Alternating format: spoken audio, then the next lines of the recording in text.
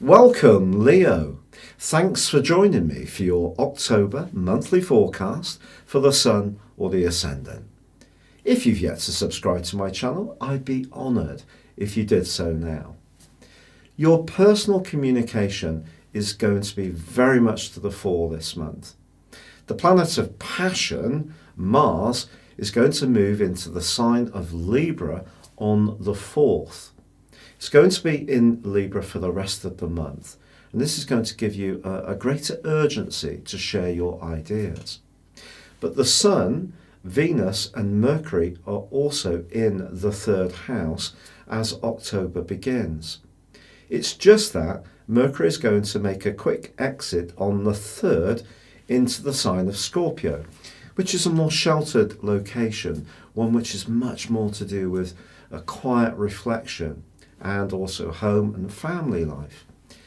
But the interesting thing as this month begins is that Pluto also ends a retrograde which has gone on for 5 months in your sector of responsibilities and obligations.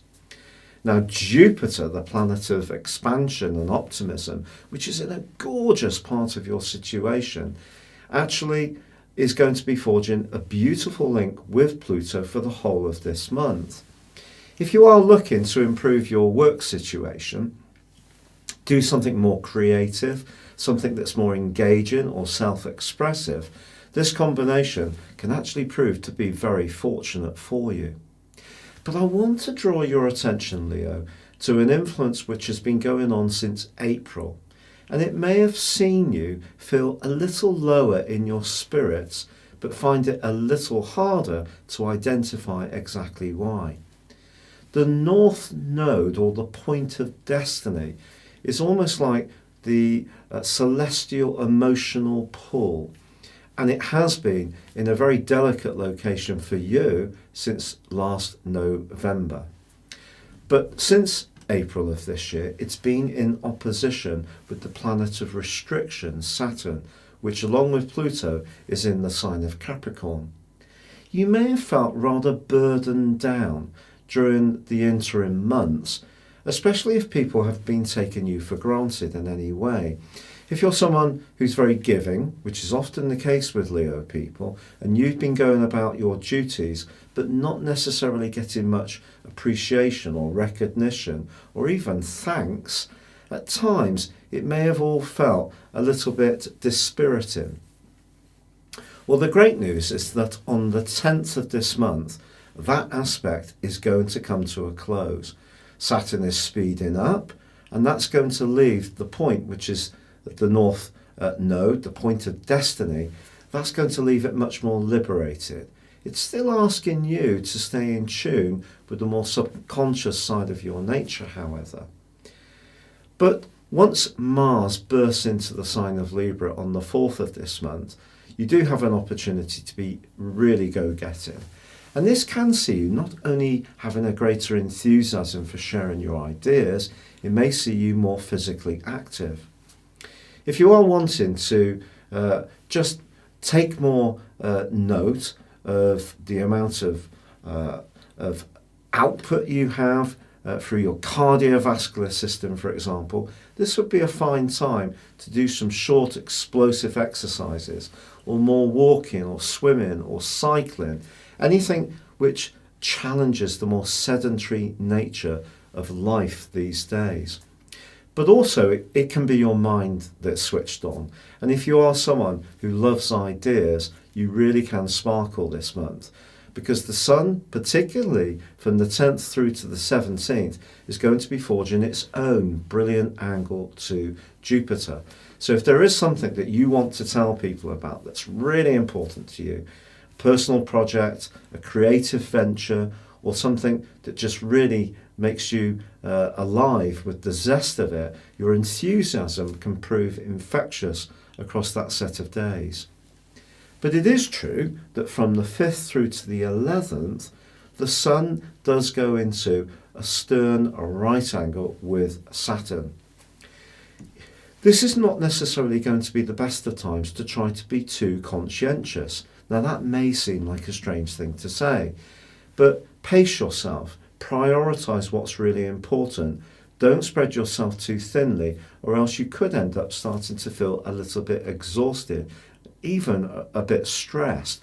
And because the Sun then goes on to have a right angle from the 11th to the 17th with deep and passionate, the planet of change, Pluto, it is possible that if you are thinking hard and creating lots of ideas about how you can change your role in life when it comes to obligations or work, don't overdo it. There are going to be times when you just need to relax, let go of the stresses and strains of life, and if you can, burn them off physically. If you can't, do some more meditative, relaxing and peaceful things to try to balance your needs. Now, Venus is going to be moving on the 9th into the sign of Scorpio. Of course, it's very sensual here, but I feel as it also goes into an opposition with Uranus, that if there's any part of you that wants to improve where you live, buy it through new furnishings, any kind of soft fabrics and cushions, or a new decorative scheme, it really could tempt you at this time. But for some Leos, there could be a genuine thought to downsize or move up, depending on your circumstances. But by the 14th, we do have a full moon. But this full moon is particularly complex because it does dissect the location of Pluto. And Pluto for you since 2008 has probably seen you transforming the way you work, the way you actually structure your everyday life. It may have seen different relationships with animals, with uncles and aunties. It may even have seen you leave one job that was at one stage very important to you because you've been trying to discover what's just right for you around where you give and support and help other people, where you gain satisfaction really from being more self-sacrificing. But because the sign of Capricorn is a quincunx to your sign, what you don't want to do is crush your creativity by your pragmatism. And if this has been happening, I think this particular full moon is a red flag to you to try to address this. On the face of it, it is about how you think, about your ideas, about how you travel. And it's true that for some Leo folk, there may even be some thinking about a new mode of transport. But if you are applying for any jobs, having any interviews, how you come across to other people, which is often very charismatic, needs to be matched by what works for you in a practical, everyday way in your life. So I think on the back of this full moon, don't promise more than you can realistically deliver. However, the Sun does move on the 24th into the sign of Scorpio too. So this needs to be more aware of security, physical or emotional, to improve family life, to feel that there is a sense of balance and equilibrium in how you feel about yourself, your relationship to your own needs, your own past, your own conditioning. This is very much the phase that connects you to your mother or the caregiver when you were younger, or the type of nurturing parts of your own nature. Now there is a gorgeous new moon which occurs on the 28th, which is going to be forging an amazing link to Uranus. And Uranus is going to be quite a feature this month for you because it does go opposite initially Mercury, then Venus, then the Sun.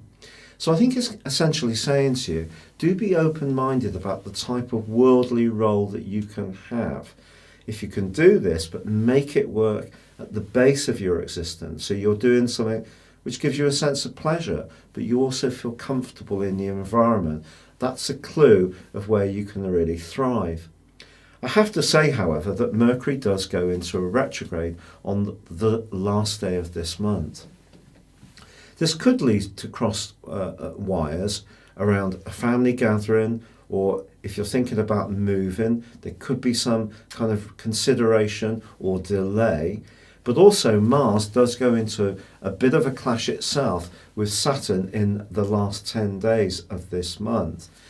And this just proves that if there is something that you feel passionate about, that you want to share with other people, and you do encounter some physical or practical obstacles, there is the potential on the back of that particular aspect to feel deeply frustrated.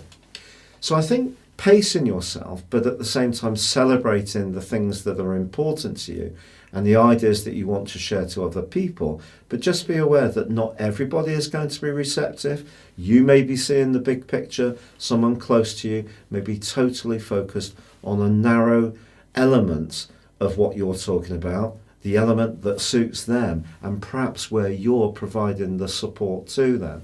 But it's very important that if your ideas are evolving in terms of where you have responsibilities and obligations, or in terms of your work, or how you feel, just your belief systems, then you do stick with that and don't be denied just because other people don't see it the same way.